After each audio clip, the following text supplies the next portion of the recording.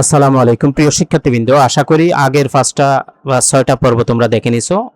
ইতিমধ্যে আমরা 6টা পর্ব তোমাদের জন্য আমাদের ইউটিউব চ্যানেল বা ফেসবুক পেজে দিয়ে দিছি। আজকে সপ্তম পর্ব। সপ্তম পর্বতে আমরা আরও 5টি পরিভাষা শিখব। 31 নাম্বারটা হলো ট্রানজ্যাকশন। এই ট্রানজ্যাকশনের বাংলা অর্থ হলো লেনদেন। ট্রানজ্যাকশন বা লেনদেন বলতে আমরা কি বুঝি? দুই পক্ষের মধ্যে পণ্য, সেবা বা অর্থের যে বিনিময় হয় তাকেই লেনদেন বলা হয়। 32 নাম্বার হলো জার্নাল।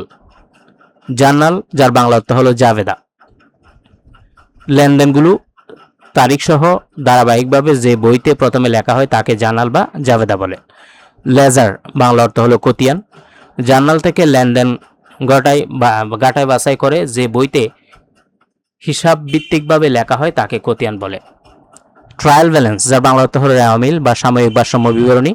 নির্দিষ্ট তারিখে সব হিসাবে ডেবিট ও ক্রেডিটগুলোর সময় যাচাই করার বিবরণীকে ট্রায়াল ব্যালেন্স বা রেওয়ামিল বলে।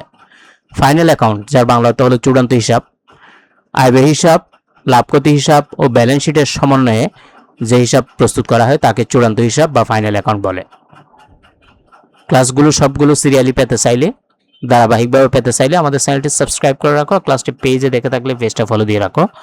আর যে কোনো কোর্স নেওয়ার আগে যাচাই ক্লাস দেখতে চাইলে আমাদের দেওয়া হোয়াটসঅ্যাপ নাম্বারে মেসেজ দিতে পারো, আমরা যাচাই ক্লাসের লিঙ্ক পাঠিয়ে দিব। সবার প্রতি শুভকামনা রইল। আসসালামু আলাইকুম ওয়া রাহমাতুল্লাহি ওয়া বারাকাতুহু।